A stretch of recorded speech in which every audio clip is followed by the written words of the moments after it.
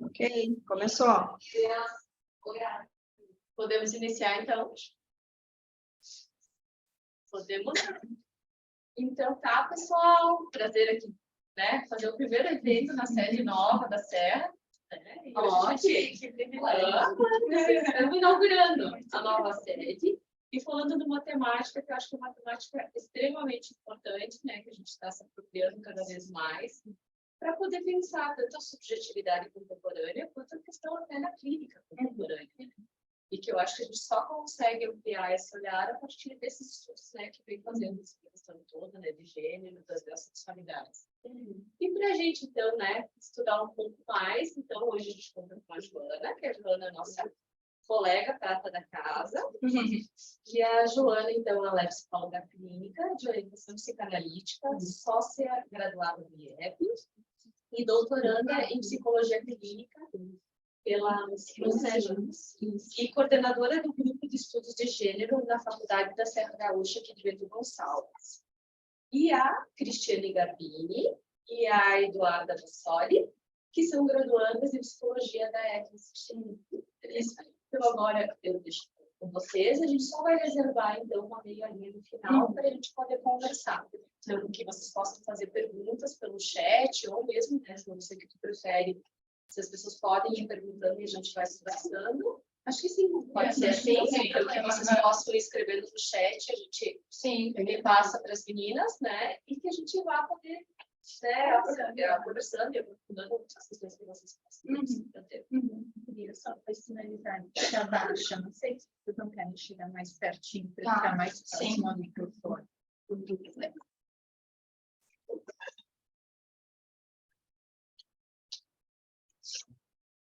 Eu falo relativamente alto, então. Será que melhorou agora, pessoal? A escuta? Sim? Tá. Beleza. Profe, fala alto. Muito bem, então, boa tarde para todo mundo. É um prazer estar aqui de volta. Fiquei um tempão sem frequentar o IEP. Oi? Não tá. Estamos técnicas, coisas técnicas. Fiquei um tempão sem vir e aí estou muito feliz de poder estar aqui hoje, ver vocês, né, ao vivo, assim. Vi que tem algumas pessoas também aí online que eu conheço também. Então, estou bem feliz em estar de volta. Com uma temática que é super importante, assim, quando eu saí do IEF, eu fui desbravar novas aventuras, né, me tornei prof, me tornei docente da Faculdade da Serra Gaúcha, aqui em Caxias, e coordeno junto com uma outra prof de psicologia, a prof. Sandra, que provavelmente também deve entrar aí no online para nos assistir. O GREG, que é o Grupo de Estudos de Gênero, onde a gente faz ações voltadas para a comunidade, voltadas para os profissionais da saúde, pesquisa e intervenção relacionada à temática de gênero. Tá? E aí tem a Cris e a Eduarda, então, que são duas alunas acadêmicas de psicologia da FSG, que também são integrantes do GREG, que hoje vem me acompanhar e fazer parte dessa fala. Né? A nossa ideia hoje, nessa atividade, não é ficar muito só em cima de conceitos específicos, mas também poder aprofundar algumas questões importantes relacionadas ao que a gente entende por minorias sexuais e de gênero, né? Como que a escuta psicanalítica pode agregar e fazer parte, né? Na clínica das pessoas que praticam psicanálise e acolhem pessoas, né, que fazem parte das minorias sexuais e de gênero. Então, a gente também vai trazer alguns dados científicos, alguns dados importantes para se pensar o quanto essa população ainda é muito estigmatizada, né? Essa população ainda sofre diversos preconceitos e diversas questões que as tornam, né, infelizmente, ainda minorias. Então, a gente também trouxe alguns fragmentos de casos meus, alguns que a gente retirou de livros que a gente vem estudando, né, de artigos que a gente vem estudando, justamente também para a gente poder embasar mais a nossa discussão aí depois, né? Então, fiquem à vontade em poder mandar no chat, né? Se a gente puder ir parando e atendendo as perguntas de vocês, talvez fique melhor, assim, né? A gente vai pedir licença também para vocês para fazer uma leitura, né? A gente acabou escrevendo a nossa apresentação em forma de texto, assim, mas a gente vai parando, vai explicando e contextualizando algumas coisas. E a gente fez uns slides também, eu não sei se já está compartilhado, que daí para o pessoal que está em casa, né, pode ir acompanhando a nossa leitura para não ficar algo muito solto, assim, né? Isso. Então, se tu quiser ir já para o terceiro, isso aí é só uma apresentação que eu já fiz, a gente inicia daí, então. Eu sou gente também, mas às vezes parece que as pessoas não pensam isso de mim. Lucas. Não conto para ninguém que sou trans, nem para as minhas amigas. Se tu me olha, o que tu vê? Então é isso, sou uma mulher e deu. Tu acha que é tão difícil para as pessoas entenderem isso? Camila. Então, a gente inicia, né, a nossa fala de hoje aqui com esses breves relatos, né, para a gente poder depois retomar eles e poder pensar, né, falar sobre eles, justamente para que a gente possa entender, né, a implicação que isso tem na nossa clínica e na nossa escuta, tá?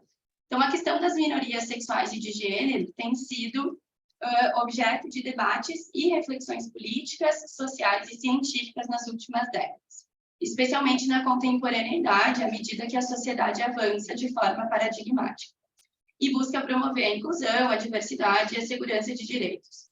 Por minorias sexuais e de gênero, compreende-se aquelas pessoas que não se enquadram nas normas sociais e culturais relacionadas ao sexo, gênero biológico ou à identidade de gênero.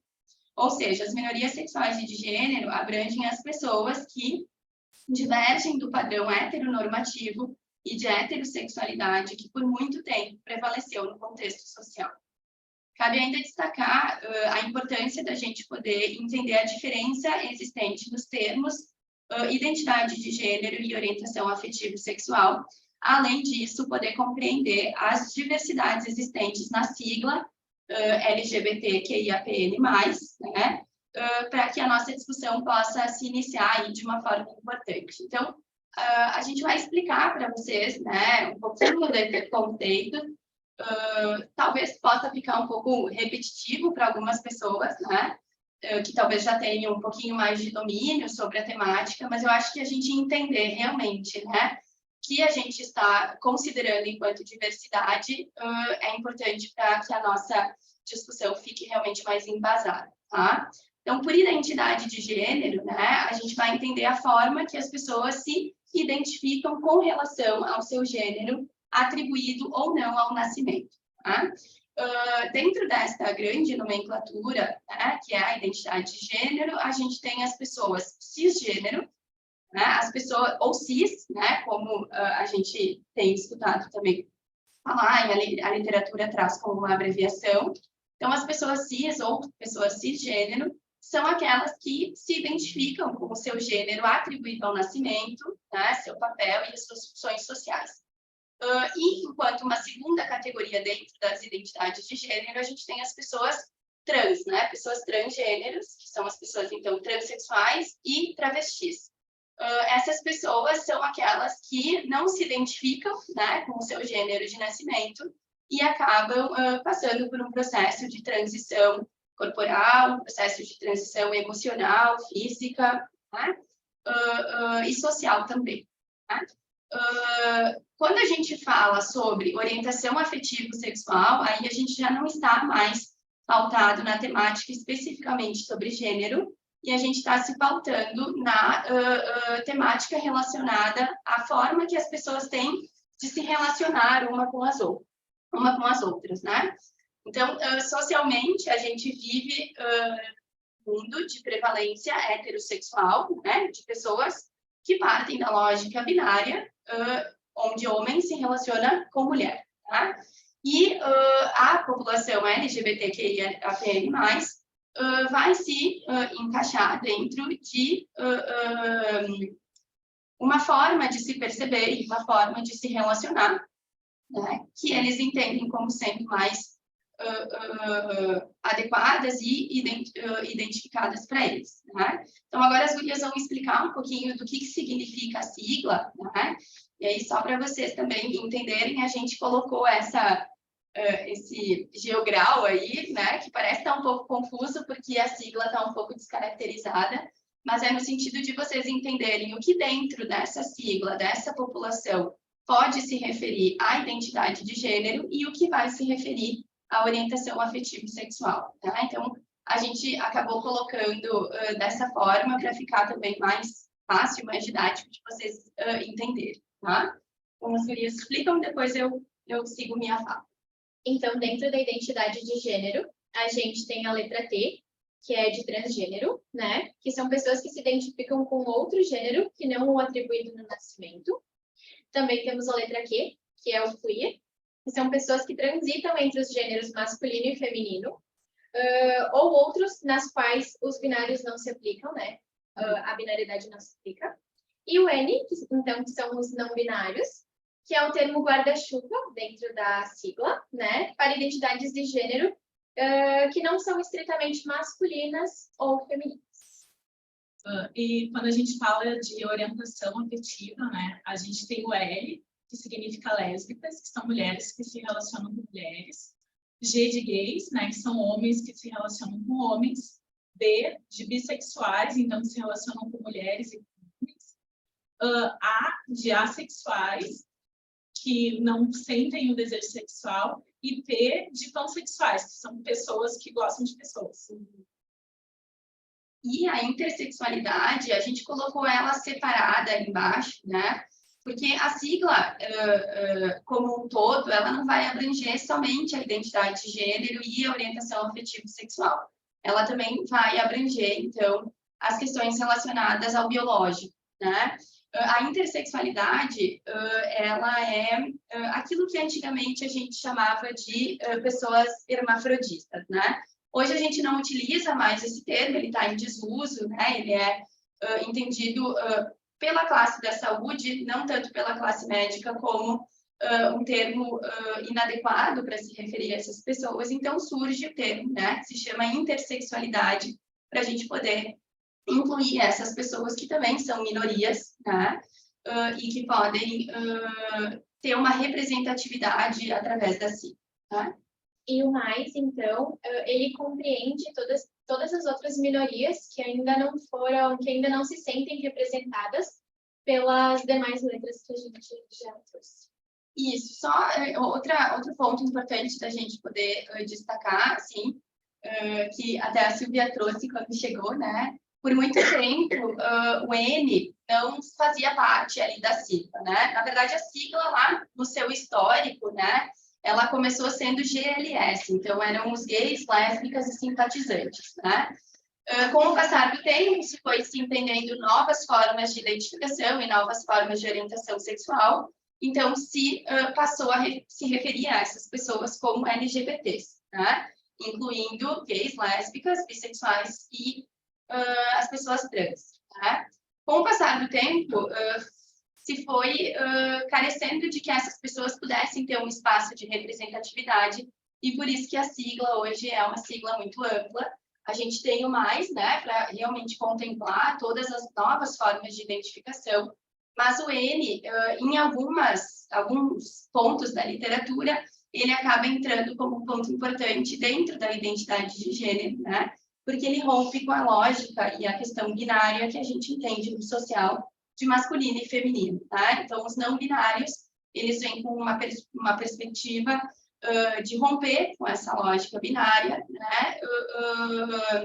Não só na forma deles se identificarem, mas inclusive na forma em como a gente trata essas pessoas, né? Então, o pronome muda. Hoje em dia tem toda uma discussão também importante relacionada a essa pauta, tá? Então, só para ficar claro isso, né? Acho que agora a gente passa, explicados os conceitos que são importantes, a gente passa agora para a nossa leitura, né?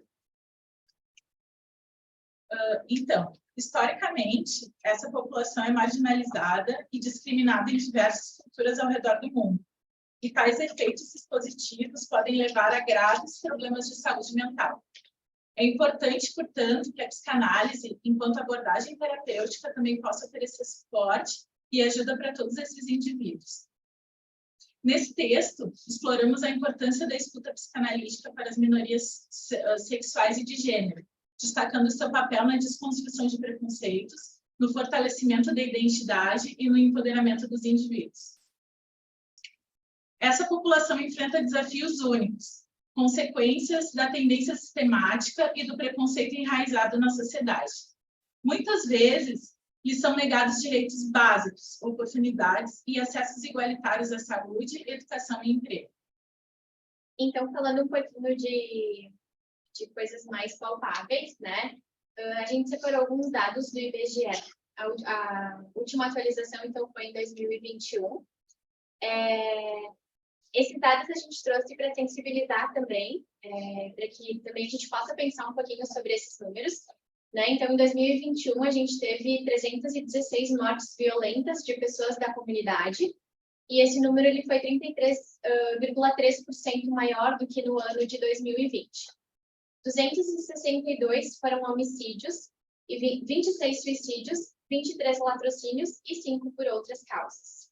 Então, foram números bastante expressivos, né? Os dois grupos que mais sofreram violência foram homens gays, em sua maioria, com 145 mortes, e as travestis e mulheres trans, com 141 mortes. A idade das vítimas ela variou entre 13 e 67 anos, sendo que a maioria dessas mortes ocorreu entre jovens de 20 a 29 anos. Né? A maior parte das mortes, então, ocorreu por esfaqueamento, 91 casos, e em segundo lugar vieram as mortes por arma de fogo, com 83 casos. Essas mortes, a sua maioria aconteceu no período da noite, e as regiões que mais se destacaram entre essas mortes foram o Nordeste e o Sudeste, que tiveram 116 e 103 mortes violentas. As demais regiões, elas ficaram, então, em torno de 30 mortes cada no ano de 2021.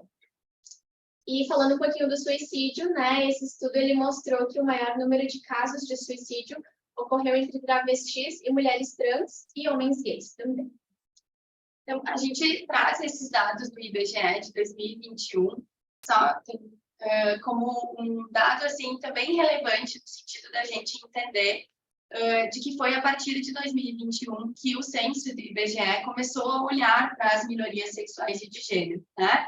Porque até então essas pessoas eram completamente excluídas desse censo e não eram consideradas como pessoas dignas de poder fazer parte, né, das estatísticas brasileiras. Então, acho que esse também é um dado importante.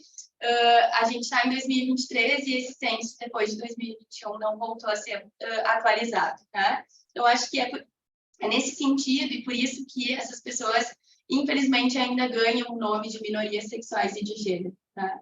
Não pelo fato de elas serem minorias, né? Mas pelo fato de elas ainda estarem num processo de exclusão e discriminação muito grande no contexto social. Né? E também a gente tem que levar em consideração os casos subnotificados, né? Que esses dados que a gente trouxe foram casos que realmente vieram a cair em estatística, enfim, fora todos os outros casos que a gente desconhece. Então, esses dados a gente pode... esses dados estatísticos, né, que quantificam o preconceito, podem ser expressos nessa passagem que a gente vai ler agora. Quando eu vou no posto pegar o remédio, eu escolho o melhor horário, aquele que tem menos gente, sabe? Porque eu já passei por tanta coisa lá. Tem uma enfermeira que, quando eu chego e sento na recepção, passa um tempo e ela grita bem alto. Os gays, aidéticos, sentem desse lado. Aí tu já viu, né? Todo mundo olha, uns dão risada. Aí contei para uma outra profissional, a da farmácia, ela é acolhedora, sabe? E aí combinei com ela um horário todo mês para ir, porque me sentia muito mal. Com essa passagem, a gente não quer falar especificamente da enfermagem ou da farmácia, a gente trouxe, né, que é, no geral, da rede de cuidado com essas minorias, né? Então, a gente vai trazendo vários casos, assim, fragmentos ao longo da nossa fala, né? Realmente com o propósito de sensibilizar e também ampliar nossa discussão. Tá? Então, Nesse material, partimos do referencial teórico psicanalítico para compreender de que forma a psicanálise pode atuar como protagonista terapêutico na escuta dessa população. Porém, nosso referencial também é político, social e ético, baseado na busca por igualdade de direitos e dignidade a que essas pessoas carecem de um olhar amplo, cuidadoso e de não opressão. Assim, pode-se unir ao referencial psicanalítico a teoria do estresse de minorias, elaborada por John Mayer, psicólogo americano, e que tem ganhado destaque nas investigações científicas do cenário atual. De acordo com essa teoria, as minorias sexuais e de gênero estão submetidas aos estressores específicos, como de estigma, de mortalidade, a violência e a marginalização social. Esses estressores podem, então, serem os responsáveis por terem efeito negativo à saúde mental e bem-estar desses indivíduos. A escuta psicanalítica, nesse sentido, desempenha um papel importante ao considerar a teoria do estresse de minorias. Desempenha um papel importante, pois ao oferecer um espaço de acolhimento e compreensão a esses sujeitos, a psicanálise permite a expressão e a elaboração das experiências do estresse vivenciados devido à sua orientação sexual ou identidade de gênero. Tomemos de exemplo o fragmento de caso abaixo. Aurora. Eu vim até você porque estava procurando um psicólogo seguro que soubesse sobre questões trans e me evitasse todo o trabalho de ter que explicar didaticamente o que é ser trans, se eu realmente tenho certeza de que sou mulher. Se eu quero ou não quero fazer alguma cirurgia. A vida inteira me chamaram de homem e eu já tirei essa máscara. Assim, a escuta psicanalítica pode ajudar as minorias sexuais e de gênero a desenvolver estratégias de enfrentamento e de resiliência diante do estresse vivenciado. Pensando tecnicamente, explorando as dinâmicas psicológicas subjacentes, a psicoterapia psicanalítica, de forma acessível, pode auxiliar na identificação dos mecanismos de defesa adaptativos do ego e na promoção de recursos internos para lidar com os desafios enfrentados. Em resumo, a teoria do estresse de minorias oferece um quadro importante para compreender as experiências dessa população em um contexto de desigualdade e opressão. A escuta psicanalítica, ao considerar essa teoria, pode auxiliar na identificação e no processamento dos estressores vivenciados por esses grupos, promovendo uma melhor compreensão emocional e o desenvolvimento de estratégias de enfrentamento. No entanto, é necessário contar com uma abordagem psicanalítica com ações sociais e políticas que visem a igualdade e ao bem-estar das minorias sexuais e de gênero. Bom, conforme o que vem sendo exposto, e partindo dos ideais técnicos da teoria psicanalítica, de associação livre, escuta livre de julgamentos, identificação das manifestações inconscientes, a escuta baseada na teoria psicanalítica é uma ferramenta poderosa para compreender e explorar as emoções e pensamentos desse grupo, onde, através de um espaço terapêutico seguro e acolhedor, permite que os sujeitos compartilhem suas experiências acerca da sua sexualidade e identidade de gênero. Bom, então a gente tem, né, um fragmento que a gente já também expôs, que retrata isso que a gente está trazendo aqui, né? Além disso, a escuta psicanalítica também pode contribuir para a desconstrução de estereótipos e padrões sociais rígidos, que muitas vezes são impostos às minorias sexuais e de gênero. Ao desafiar as normas e promover a reflexão crítica sobre sexualidade e gênero, a psicanálise consegue evoluir enquanto abordagem teórica de pensamento e escuta. Entretanto, algo que deve ser considerado no que tange aos psicoterapeutas, neste caso de orientações psicanalíticas, né, no caso dos gêneros e sexualidades, é a queixa que pode ser associada em relação às normas sexuais e de gênero. Aqui, normas sociais, né? Isso significa que o psicoterapeuta busca supor, antes mesmo de escutar o que o sujeito tem a dizer a respeito do seu sofrimento psíquico, se este é diretamente determinado por um desejo ou prática sexual transgressivo, ou pela recusa à norma binária de gênero, demonstrando um processo contratransferencial a partir de preceitos e dificuldades subjetivas do próprio analista. A escuta acontece em uma posição hierarquicamente superior, com uma posição de ser autoridade e com um enquadre psicopatológico. Um elemento decisivo no sofrimento social e subjetivo de muitas dessas pessoas é a necessidade de se enquadrar nos modelos pré-estabelecidos, ou seja, da heteronormatividade, né? O que traz o esvaziamento da potência disruptiva das experiências individuais. Por exemplo, estar submetidos aos limites, que se entende da sexualidade como o par binário, homem-mulher, ou pela recusa da legitimidade queer ou não binários, que são aprisionantes por rechaçar a multiplicidade de corpos e prazeres, dentro de um modelo político e moral constituído através dos valores do psicoterapeuta. E quando se diz da dialética que acontece em uma sessão, significa também considerar não apenas o que os psicoterapeutas falam, mas o lugar de fala como um todo. É preciso interrogar o lugar simbólico que é ocupado pelo psicoterapeuta, o qual muitas vezes supõe deter um saber sobre o sujeito e o sexo, perpassando um lugar que não é imune às relações de poder e opressão. Muitas vezes, os psicoterapeutas em seus lugares de fala e o desentendimento dos mesmos a partir dos marcadores sociais e dos privilégios que os atravessam, acabam por reproduzir as violências clínicas e epistemológicas. A gente poderia trazer aqui diversos outros dados epidemiológicos, científicos, para também embasar essa fala, assim, né? Hoje em dia acontecem muitas pesquisas no cenário da prática de psicoterapia, né? Seja ela com a abordagem teórica que for, e a percepção que as pessoas, né, das minorias sexuais de gênero compreendem a forma como são atendidas, e a gente tem dados, infelizmente, alarmantes, né, de preconceitos que são perpetuados dentro de um setting, no nosso contexto aqui, trazendo para a questão da psicanálise, né? Então, infelizmente, isso é muito triste, mas, ao mesmo tempo, o fato de estarmos aqui hoje traz uma esperança muito grande do quanto a gente vai poder se qualificar, as pessoas que estão aqui, que estão em formação, que já são profissionais que atendem a essa população ou qualquer outra população, poder qualificar, né, o seu lugar enquanto psicoterapeuta e o seu lugar de fala. Assim, tá? A gente traz um autor, que é um pesquisador que pesquisa, né, bastante sobre essa temática, Eduardo Leal Cunha. Ele é um psicanalista homossexual e pesquisador, né? Ele se refere sobre o estereótipo característico do psicanalista, né, ainda como sendo um tipo ideal, né, de um homem branco, de meia idade, classe média alta, cultura europeia, heterossexual e um bom pai de família. E que muitas vezes o direcionamento terapêutico se dá numa posição patriarcal e conservadora.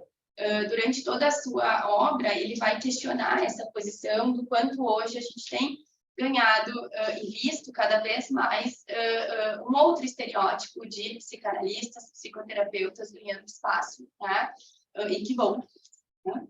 É necessário o enfrentamento da dimensão subjetiva posta, tendo em vista os processos de reconhecimento e de superação das injustiças sociais. Portanto, é necessário entender o valor que a identidade tem para os sujeitos em condição de vulnerabilidade, que é constantemente negligenciado por muitos terapeutas.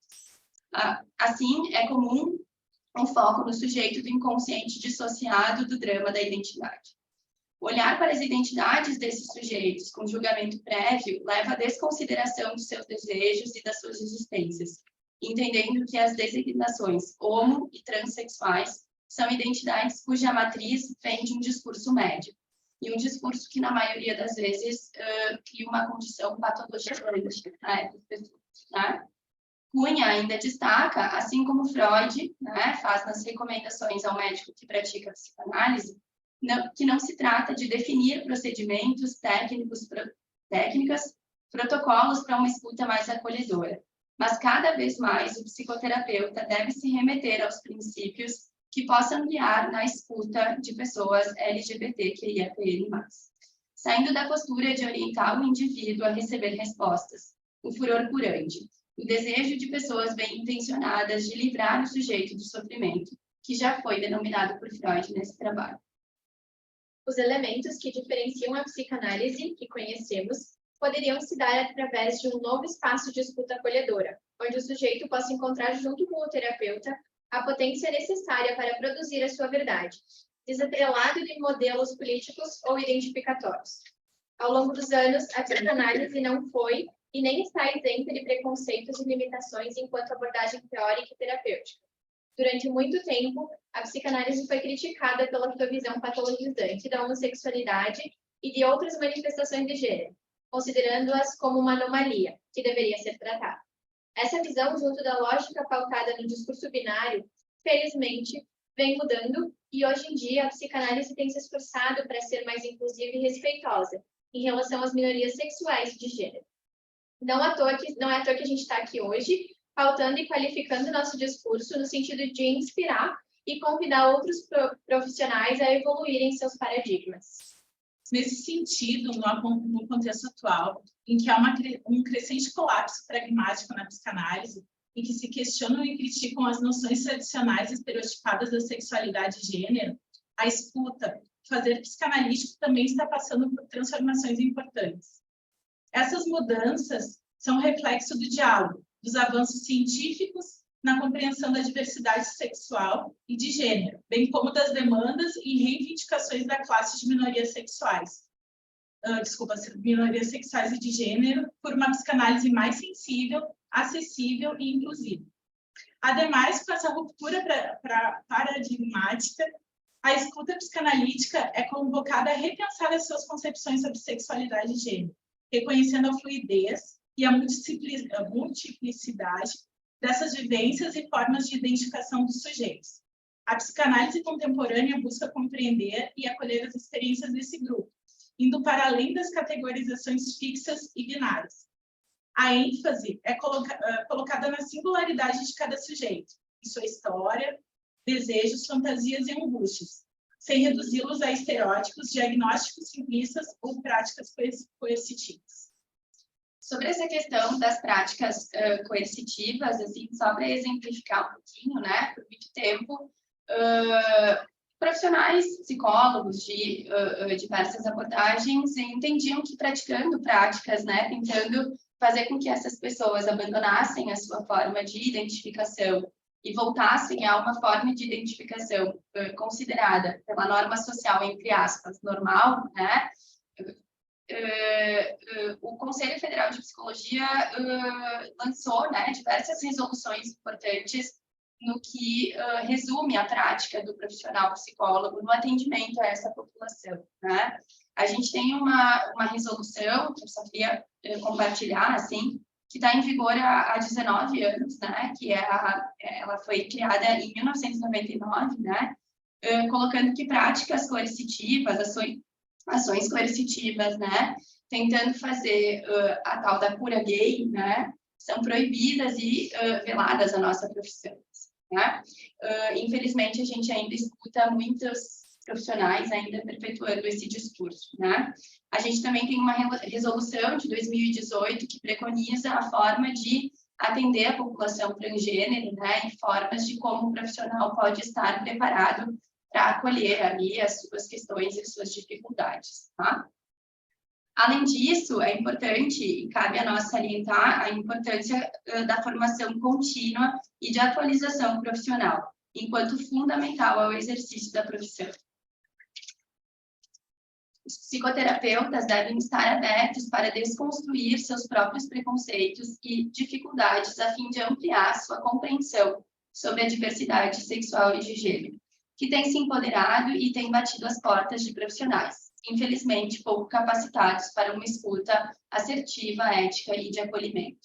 É através do psicoterapeuta de orientação psicanalítica e da sua escuta que gays, lésbicas, pessoas trans, queer e as demais diversidades têm a oportunidade de revisitar suas histórias, reconstituir significados, ressignificar experiências traumáticas e reconectar-se consigo mesmos da maneira mais autônoma e empática. Através desse processo, poderão também construir novas narrativas e possibilidades de vida. Caminhando já para o final da nossa fala, para depois a gente poder abrir para discussão, eu vou trazer mais um fragmento de uma paciente minha, né? E aí depois a gente faz o fechamento. Então, diz Marina: eu só quero ser eu, assim como tu... Eu só quero ser eu, assim como tu me vê. Eu só quero ser mais uma pessoa normal, que ama, que chora, que ri, que sente raiva, paga contas e trabalha. Me sinto bem nesse corpo, me sinto viva, me sinto existindo, por mais que muitos outros tentem nos fazer não existir, as aberrações. Eu só não quero ser isso, eu não sou isso, eu sou eu. Essa paciente é carregada de pulsão de vida, que quer existir, pertencer a um espaço e encontrar o seu lugar nesse espaço. Com a escuta psicanalítica, estamos trabalhando para poder ressignificar algumas dores, alguns traumas, mas permitindo principalmente que esse sujeito exista, que ele venha a ser, como diz o Winnicott, e que seja e sinta a viva mais do que morte e violência. Encerramos nossa fala hoje aqui com a esperança de que este debate possa perpassar e sensibilizar a nossa clínica e a escuta de vocês. Parafraseando Simone de Beauvoir, que nada nos limite, que nada nos defina, que nada nos sujeite, que a liberdade seja a nossa própria substância, já que viver é ser livre. Ama-se as pessoas e não a liberdade e nem as suas definições. Obrigada pela atenção de vocês.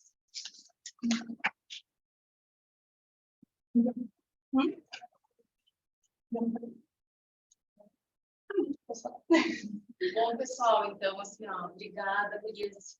É bom ouvir vocês, né? Eu acho que sempre é um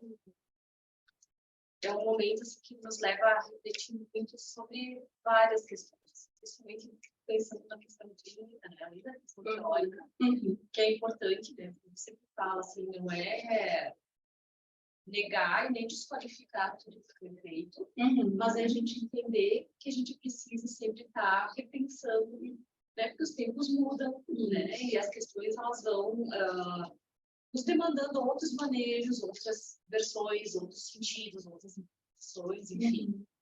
E eu acho que uma coisa que precisa abrir para as pessoas também poderem trazer essas questões e poder pensar os métodos. Eu acho que a gente fica muitas vezes calcado naquela versão patológica e esquece o sujeito que sofre, né? E eu acho que é isso assim que eu acho que a gente, né? Com a fala de vocês, assim, é um pouco que a gente é focado, né, a olhar esses sujeitos. Mas enfim, quero abrir para as pessoas também poderem trazer essas questões, até por isso a gente também quis trazer fragmentos, assim, de não só de pacientes que a gente já acompanhou, que a gente atende, mas também da literatura, assim, justamente para poder esquecer um pouco dessa lógica patologizante, né? E a gente pensar realmente no sujeito que está ali na nossa frente, né? O sujeito que está evocando essas questões e está precisando de um olhar específico, né? De uma escuta que acolhe, de uma escuta que não faz acontecer novos preconceitos e novas violências, assim, né? Então, eu acho que é um pouco disso. Eu fiz uma fala há um tempo atrás em um outro local e eu disse para as pessoas, a gente não precisa saber de cor a sigla, a gente não precisa entender completamente se elas vão ou não se identificar de uma determinada maneira ou outra, né? A gente só precisa olhar para a pessoa que está ali na nossa frente, né? Que é um ser humano como qualquer outra pessoa que a gente atende, né? Com novas formas de identificação e de se relacionar, assim, né? Então, acho que é muito nesse sentido. eu acho que também remete, né, a nós, enquanto psicoterapeutas, a pensar o quanto essas questões nos mobilizam também, né, enquanto pessoa e profissional, né? E quando a gente começa a pensar outros formatos, novas formas de existência que estão fora daquela caixinha, né, da normatividade, né? Porque eu acho que isso também mexe, né? Porque enquanto a gente tem modelo muito definido, é quase como se assegurasse naquele modelo então se saudável. À medida que aquilo se complexifica, como nós ficamos lidando, né, com essa complexidade. Desacomoda, né? Mas eu acho que desacomoda para que a gente possa seguir entendendo, estudando e se qualificando cada vez mais. Diferente, mas não somos iguais. Né? Mesmo nessa lógica que seja binária, ninguém é igual. Se a gente acredita numa subjetividade que é singular, ninguém é igual. Exatamente. Vamos lá, então.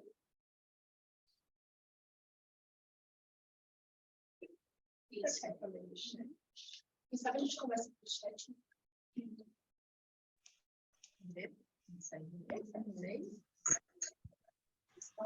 Ótimo. Ali, quer falar? É o Ali.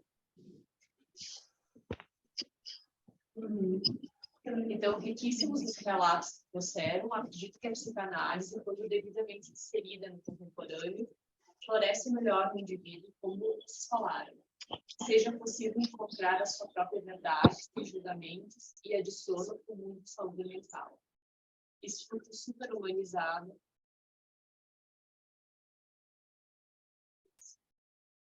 Acho que tem o Pedro. Antes de mais nada, excelente, nota 1 milhão, esse material aí que disponibilizaram para todos nós. Acho que foi, pelo menos para mim, foi a tarde mais produtiva que eu tive nesse semestre. Não estou dizendo nem da semana, estou dizendo do semestre, esse primeiro semestre que nós estamos vivendo aí de 2023, né? Vou repetir o que vocês disseram aí. Tudo que é diferente sexualmente de nós, seja hétero, homo ou bi, não deve jamais ser tratado como doença, porque tudo que é diferente de nós já é uma orientação sexual diferente. Tudo que é orientação sexual diferente de nós, a gente tem que respeitar e não é patológico, né?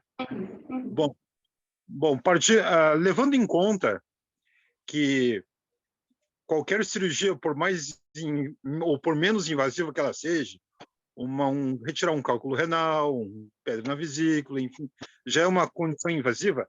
A cirurgia de redesignação sexual não deixa de ser, né, bastante invasiva.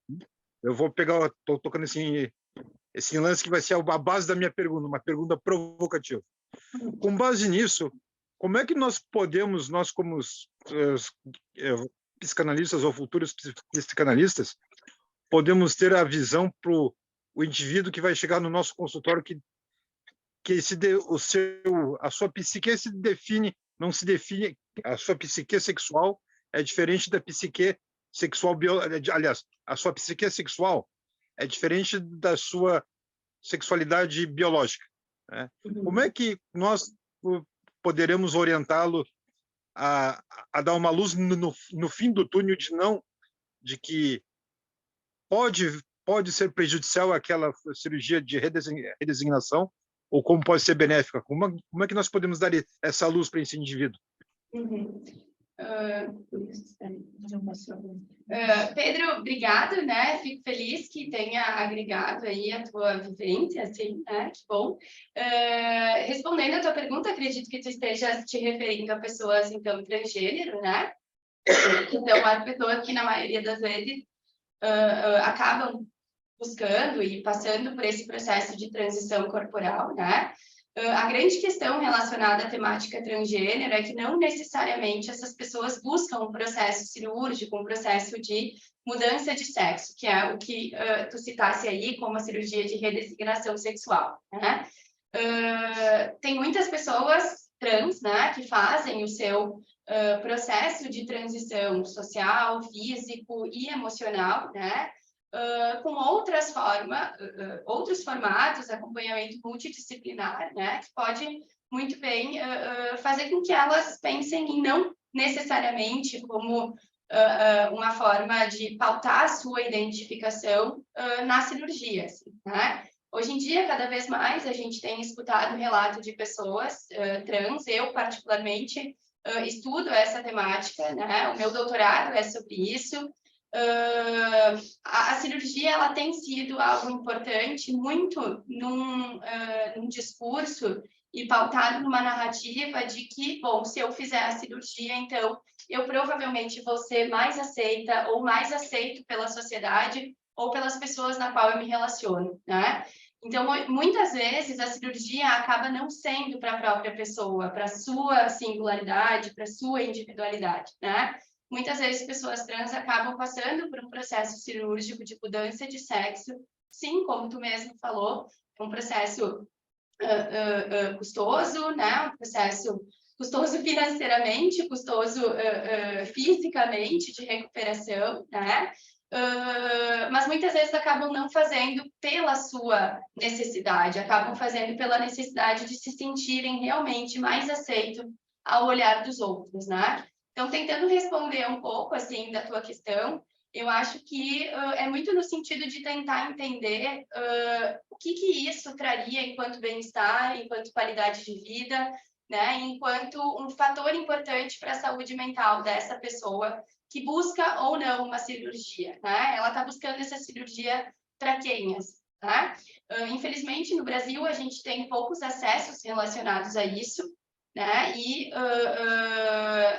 existe todo um protocolo inicial antes das pessoas poderem passar por esse processo cirúrgico, né?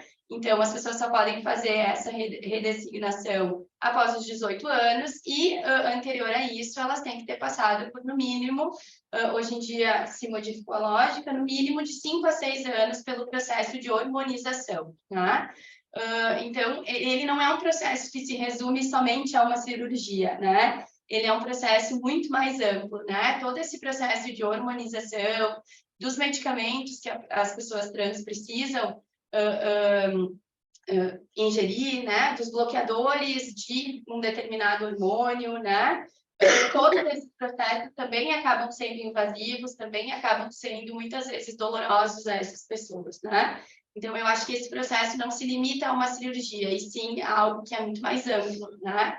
A nossa escuta tem que se pautar, acredito que no entendimento que essas pessoas têm sobre isso, sobre o processo em que elas realmente estão passando enquanto transição, né? E o quanto essa cirurgia, no final, vai ser válida ou não, né? Não sei se te respondo, assim, mas eu acho que também, partindo da lógica de que, hoje em dia, pessoas trans não entendem a cirurgia como algo extremamente significativo na sua vivência, né? A gente precisa entender se a gente também não está perpetuando uma nova, um novo preconceito, um novo preceito de entender que, bom, essas pessoas, para serem aceitas, para serem colocadas ou terem um lugar na sociedade, precisam ser redesignadas completamente no seu gênero, assim, né? E tem uma questão também, né, Ju? Eu acho que muito da busca, muitas vezes, por essa cirurgia é também pelas violências sexuais. Exatamente. Né? Porque, às vezes, as pessoas trans, né, vão se relacionar com outras pessoas e, muitas vezes, elas são, né, sofrem violência.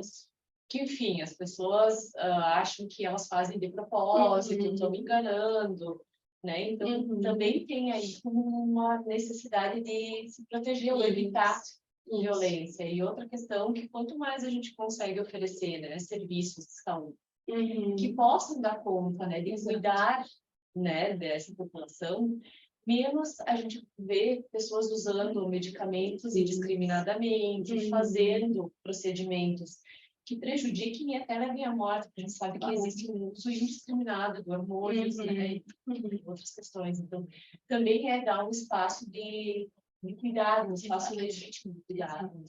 Eu acho que até esse uso excessivo de hormônios, bloqueadores, enfim, é até numa tentativa completamente desenfreada de poder se sentir pertencente, assim, né? Ser passável. Exatamente. Houve muitos discursos de ser passável como uma forma de não sofrer tanta violência. Porque é muito difícil a gente pensar que tu vai sofrer violência por tu ser assim, né? Tu vai sair na rua, tu vai ouvir ofensas, tu vai sofrer maltrato por ser quem tu é, né? Eu acho que isso é muito agressivo, né?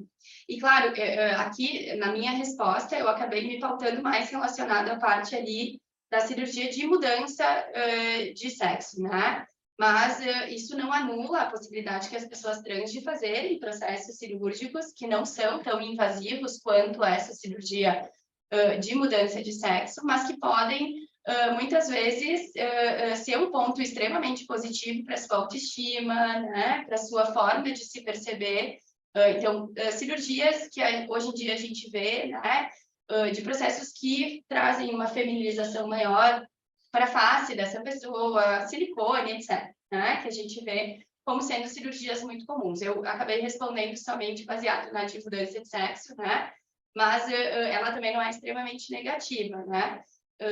e todos esses outros procedimentos que essas pessoas acabam recorrendo, assim, eu acho que é muito no sentido de poder, além de se sentir dentro da sua percepção e da sua identidade, né, de também poder ser olhada e aceita no sentido de ser passável, né? Quando a gente diz que uma pessoa é passável, é porque no olhar dos outros, olhando para ela é passável, porque a gente identifica ela como sendo uma mulher ou como sendo um homem, né?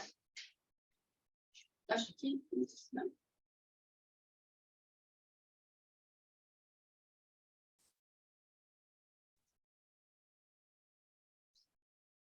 Nossa, super importante. Imagina todo o processo até o sujeito buscar um tratamento. Daí adentro do consultório, ele recebe um acolhimento com uma escuta, olhar preconceituoso, violento. Não dá mais. Parabéns pela fala tão importante. Precisamos muito. Obrigada. Acho que a Ivani quer falar. Isso, tá bom. Depois das pediram indicação de literatura, Sim. se puderem deixar. Só a Fernanda indicou um livro que se chama Vidas Trans. Esse livro é excelente, né, Fernanda? Até eu estava comentando aqui com as gurias, eu tinha separado um monte de livros para trazer, tá? E foi tão corrida, a gente queria se encontrar antes para poder organizar a nossa fala, assim, eu esqueci os meus livros, mas eu posso depois mandar, acho que para a Mary, né? E aí a Mary pode também divulgar, assim, tá? Livros, artigos, deixa o contato. Isso, aí a Mary pode mandar por e-mail, a gente pode compartilhar. Isso, posso tirar, já pode. Ótimo, joia. Mas eu posso também falar o nome dos livros, não tem problema, né? Eu sei o nome dos livros, mas eu queria ter trazido eles físicos e me esqueci. Ivani? Bom, boa tarde a todos. Eu acho que hoje é esse evento, né, essa temática que vocês estão trazendo é super importante, né, na atualidade, e de se falar, né, de como que é um tema ainda que gera polêmicas, né, controvérsias. Acho que tanto na psicanálise ainda tem a questão da patologia ou não, né? E eu acho que a forma como vocês trouxeram hoje, assim, de olhar o sofrimento, né? O sofrimento humano, independente da sua orientação sexual. E eu, né, acompanhando a fala de vocês, parece que as vinhetas que vocês trouxeram, assim, são de adultos, né? Sim. E aí eu fiquei pensando com relação a adolescentes ou crianças, porque a gente sabe também que que cada vez mais cedo isso tem aparecido, né? Crianças já mostrando algumas características, né? E às vezes também esse desejo de mudança precocemente, e até muitas vezes eu acho que os pais também buscam isso, né? Eu tive uma experiência com um paciente, né? Uma paciente que vinha com ainda indefinições, mas havia um desejo da mãe, assim, que a mãe dizia assim: bom, se você quer se tornar um homem, então faz a cirurgia. Ela já estava no processo final, enquanto a paciente ainda estava se conhecendo, né, se descobrindo. Então, gostaria de saber se vocês têm assim alguns dados ou pesquisa, enfim, com crianças e com familiares também desse público. Obrigada, foi muito bom ouvir. Obrigada, a gente que agradece. Ivani, só para mim entender, essa tua vivência é uma paciente que estava em processo de transição? Não. Não, ela estava ainda se descobrindo, assim, se era realmente o que eu queria ou não, né? E quando ela trazia, assim, alguma... E isso era discutido também com os pais. Às vezes ela mostrava isso, né? Tinha um aspecto que ela... As escolhas, assim, das roupas, a maneira de se portar, tinha algo mais masculino. E a mãe já, então, dizia assim, ou se você quer se tornar homem, né? Para fazer uma transformação, né, imediata, né? E depois ela acabou se afastando, mas eu sei que começou o processo de mudança. Tá. Eu acho importante, assim, deixar claro para todo mundo, acredito que isso talvez seja também um ponto de muita discussão. Agora, há pouco tempo, saiu toda uma questão de uma nota envolvendo crianças trans que iriam ser encaminhadas para um processo cirúrgico, enfim, né? Mas só para deixar claro, isso é proibido em lei, né? Crianças e adolescentes não passam por processos cirúrgicos, né? Hoje em dia é permitido que pessoas trans, adolescentes, a partir dos 15 anos, né, pós-puberdade, então 14, 15 anos, possam iniciar o processo de hormonização e de bloqueadores hormonais relacionados aos seus gêneros, né?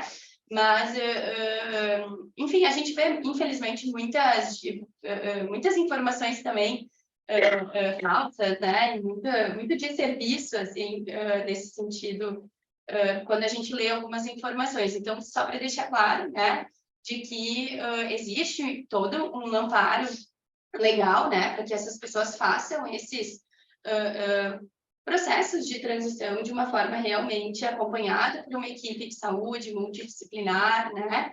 Claro, a gente acaba encontrando na clínica, quando a gente atende especificamente a população trans, pessoas que acabam se expondo a riscos de uso excessivo de hormônios, uso precoce de hormônios, né? Mas acho que isso é toda uma questão ética, que a nossa profissão também tem o dever de poder comunicar os riscos a essa pessoa, poder fazer ela pensar o quanto isso pode trazer todo um impacto, assim, na sua transição de gênero, né? Mas respondendo um pouco da tua pergunta, assim, né? Eu acho que quando a gente, e cada vez mais, talvez a gente tenha percebido essas formas de identificação, né, acontecerem cada vez mais cedo, eu acho que é todo um cuidado que a gente precisa fazer de realmente poder fazer essa pessoa pensar, né, de realmente poder fazer essa pessoa refletir sobre o que é um processo de transição, né, como que é ser uma pessoa trans. Enfim, eu posso compartilhar uma experiência que eu tenho na clínica, né, de uma menina de 11 anos, que entrou nesse... a demanda dela veio muito pautada nesse sofrimento, assim, né? De não se identificar com o seu gênero. E eu acho que eu precisei desconstruir muito a ideia de setting terapêutico que a gente tem, né? Do que seria um setting psicanalítico, daquela forma da pessoa se colocar, né? Para a gente entender o seu sofrimento. E a gente foi atrás de ler materiais juntas, de pesquisar juntas, a gente assistiu documentários em sessão, né? Para que ela pudesse encontrar formas ali de identificação em outras pessoas que tinham aquela forma de se perceber, né? Para que ela pudesse encontrar características nela mesma, assim, né? Então, essa desconstrução da clínica foi bem importante. A gente visitou, existe um núcleo, um ambulatório, existem vários núcleos ambulatórios que atendem essa população, né, e que fazem todo esse acompanhamento multidisciplinar. Aí em Porto Alegre tem um núcleo bem grande, bem importante, que acompanha todas as pessoas, né, que vão querer passar por esse processo de transição, que não necessariamente englobe a cirurgia, né, mas todo esse acompanhamento. E aqui na região a gente tem também um serviço que faz esse tipo que presta esse tipo de acolhimento, né?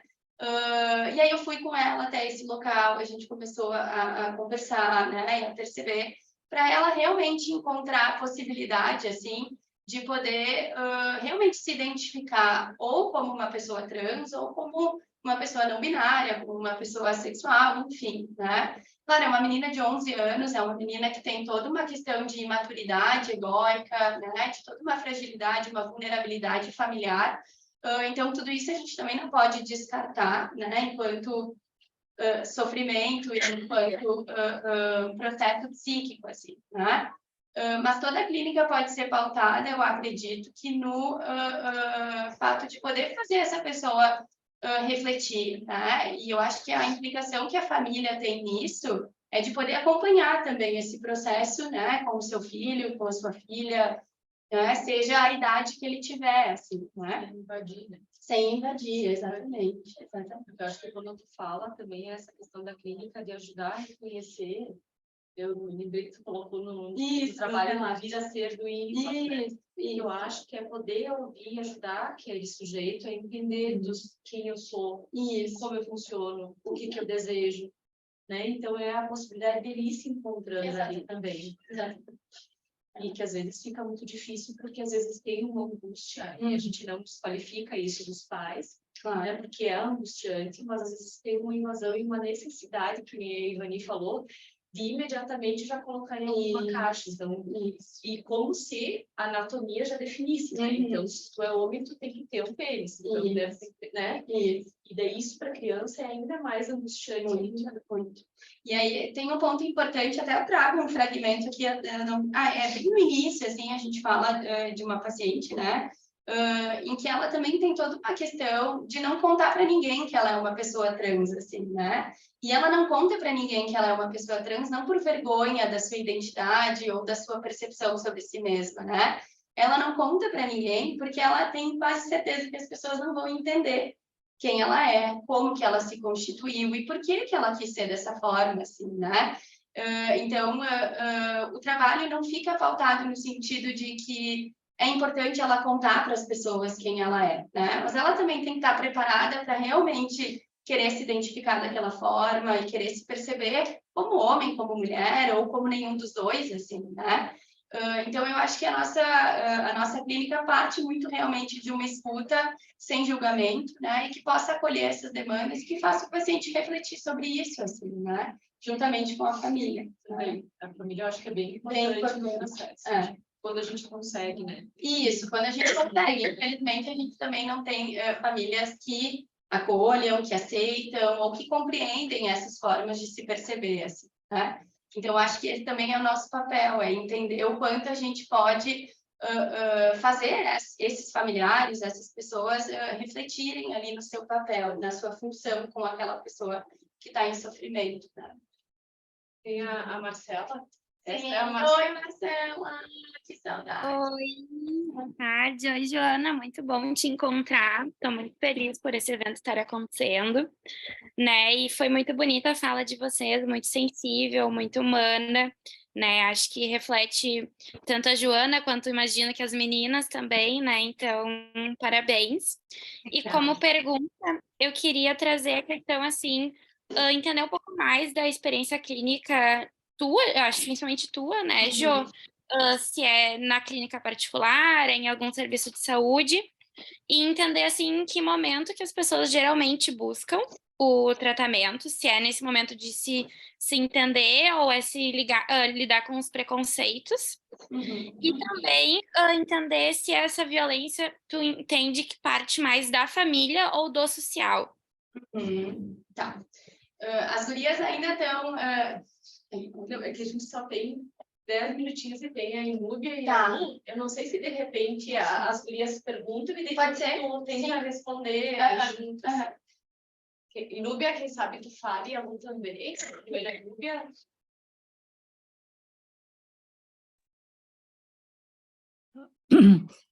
Ai, para aí saiu até. Eu achei muito importante a fala de vocês e esse evento, sabe? Trabalhar esse tema, né? Que é tão preocupante. Bom, a minha preocupação como psicanalista, psicóloga, né? E professora, né? É em relação, assim, à confusão que eu vejo entre o que é uma crise ou características da adolescência em relação à identidade e o que é já uma definição, vamos dizer, de identidade de gênero, indo mais para esse lado já, até procurando intervenções físicas ou no corpo. Então, o que me parece que é importante a gente considerar, tá, realmente, assim, o pensamento psicanalítico é dar oportunidade para a pessoa se descobrir, para ver quem é ela realmente, em essência. Né? Então, a verdade dela. E aí o analista tem que ter o preparo todo, né, para poder ouvir, né, com a máxima neutralidade também, né, e acolher, né, mas também ter um tempo de espera, sabe, de paciência, porque a psicanálise exige paciência, sabe? Não apressar nenhum processo, né? E esperar, né, a maturidade chegar também, né? Por isso que me preocupa essas intervenções em plena adolescência, sabe? Com 18 anos, sabe? Intervir ou fazer alguma intervenção biológica, eu acho muito sério, sabe? Mesmo com a aprovação dos pais e testes e mil e uma coisa, a própria idade cronológica não permite que a pessoa tenha a clareza, entende, de quem ela é. Talvez ela precise de alguns anos de tratamento analítico, mesmo de psicoterapia psicanalítica, para se descobrir. Né? Eu já tive, bom, eu tenho bastante experiência, né, nisso, assim. Eu já atendi crianças de 2, 3 anos, um menino querendo ser igual à mãe, por exemplo, né? A menina querendo ser menino, né? Na infância, tá? E por conflitos realmente emocionais. Né? E eu tive a oportunidade de ver essas pessoas uns anos mais tarde. Tá? E realmente, tem alguns preferiram, vamos dizer, ter a identidade masculina, ser homem, mas escolhendo um par homem.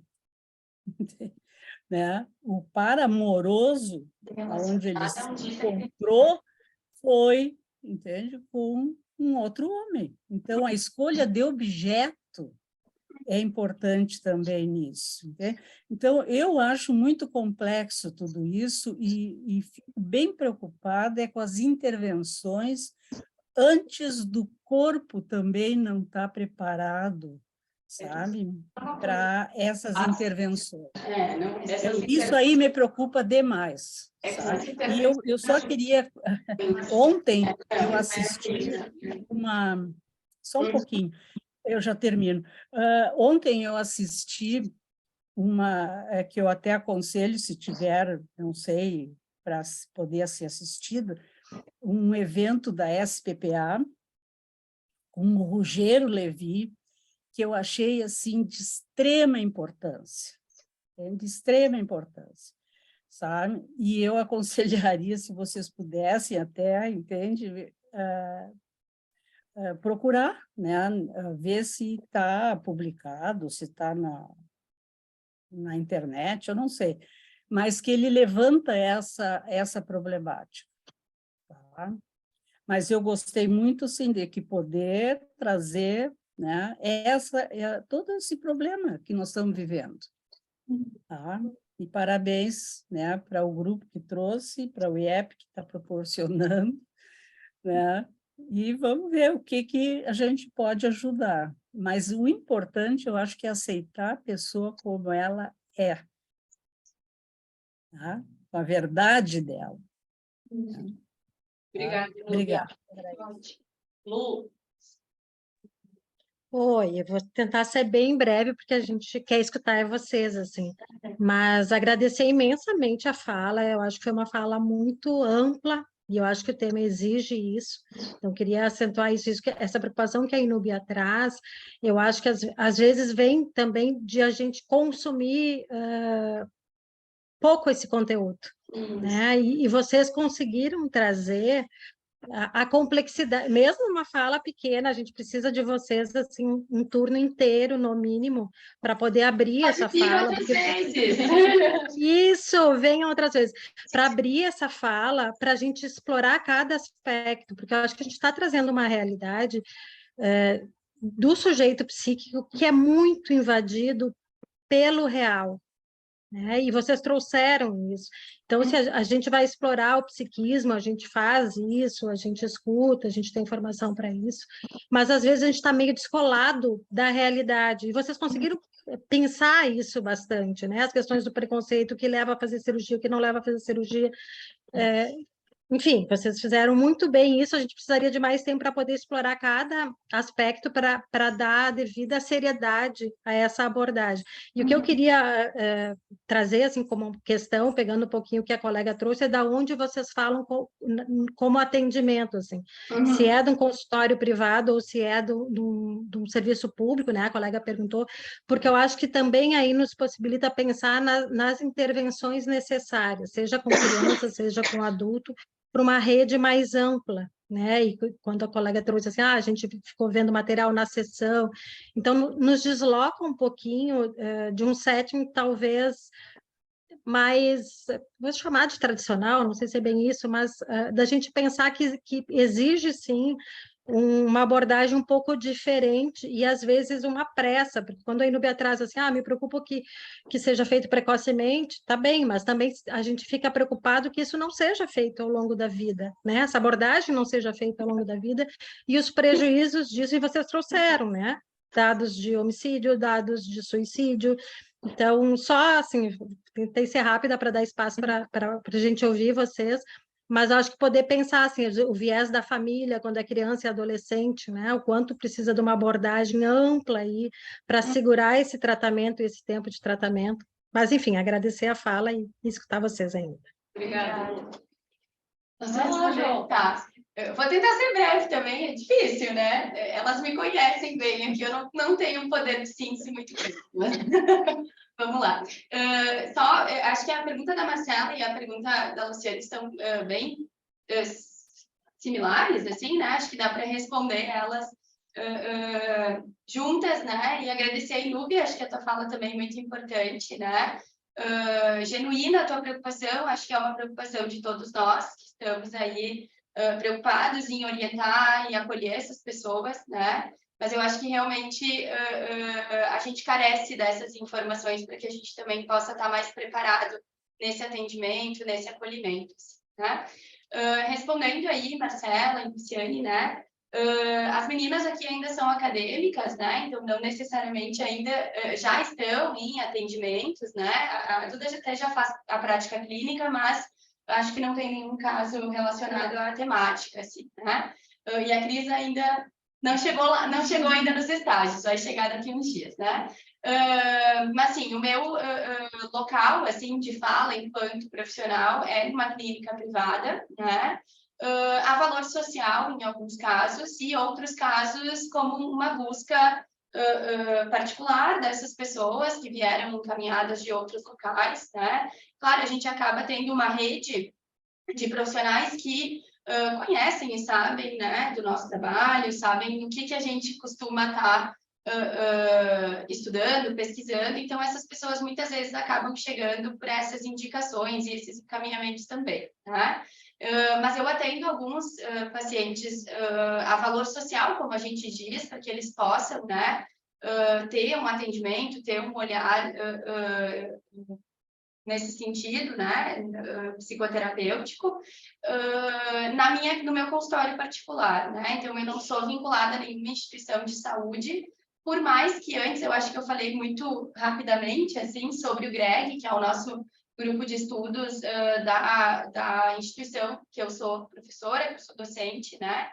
Em que a gente tenta oferecer serviços à comunidade de profissionais e à comunidade como um todo, né? No ano passado e em 2019, a gente ofereceu um grupo de escutas, né, a essa população na universidade. Então, essas pessoas podiam vir para serem acolhidas, né, e encontrarem pares, assim, para poder conversar dentro da nossa instituição, né? E hoje a gente tem feito trabalhos em ação na comunidade, a gente tem pensado em ir nas escolas, poder fazer todo o trabalho de fala dessas temáticas, né? A gente tem investido muito na tentativa de propor capacitação aos profissionais da saúde, pelo menos aqui do município, né, que a gente está inserida aqui em Bento. Então, a minha clínica psicanalítica, especificamente, ela é privada, né? É uma escuta nesse sentido, mas eu acabo entrando em todo esse outro lado comunitário, social, né? Junto com o GREG, onde a gente tenta realmente trazer essa temática para a comunidade como um todo, assim, né? Acho que respondi, assim. Claro, eu não atendo somente pessoas trans, por mais que a minha tese de doutorado hoje e os meus estudos se vinculem muito a essa população, né? Atendo as populações como um todo. Pessoas, atendo pessoas como pessoas, né? E aí, só para finalizar, e acho que trazendo um pouquinho do que a Inúbia falou, assim, a gente atende pessoas nas suas formas de se identificar e nas suas formas de se perceber e se sentir, assim, né? E não as suas orientações e não as suas... o que elas vão ser depois, né? Então, quando a Inúbia traz a questão de atender a pessoa no sentido da sua verdade, da sua singularidade, acho que é um pouco nesse sentido, né? E claro, eu acho que esse tema traz muitas questões, muitas confusões também, não é porque são pessoas trans que elas não podem, no sentido de orientação afetiva, se relacionar com pessoas do mesmo gênero, né?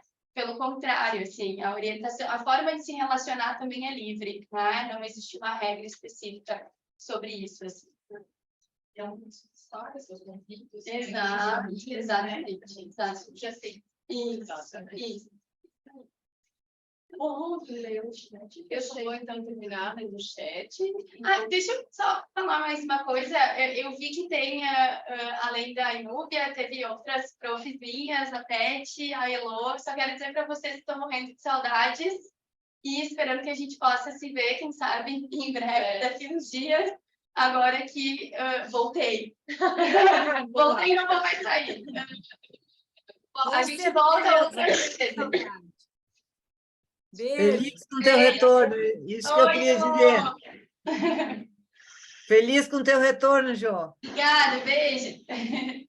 Então, no chat, então, né, a Marcela colocou que ela indica um livro também, que conta a história de uma família com uma filha trans, com todo o processo de aceitação da família, que o título é As Coisas São Como Elas São. Muito bom. Excelente, a Tete colocou excelente apresentação, Jô e grupo. Muito obrigada pelos esclarecimentos, super relevantes para a nossa prática.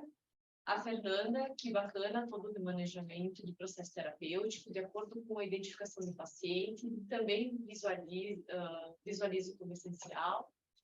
Gesiel, muito importantes as falas, exposições incríveis, incrível esse momento, levanta uma reflexão a respeito da necessidade de profissionais que dialoguem com isso em escolas, inclusive os professores. É importante focar numa educação mais humana, visto que estigmas e preconceitos se estendem na infância até a terceira idade, e a fase escolar ela retransforma múltiplos corpos, inclusive negativamente, a partir desses casos de bullying, não acolhimento, violências. Além disso, um ponto que chama a atenção é a preocupação continuada dos profissionais que estão na frente de batalha para outros corpos à margem.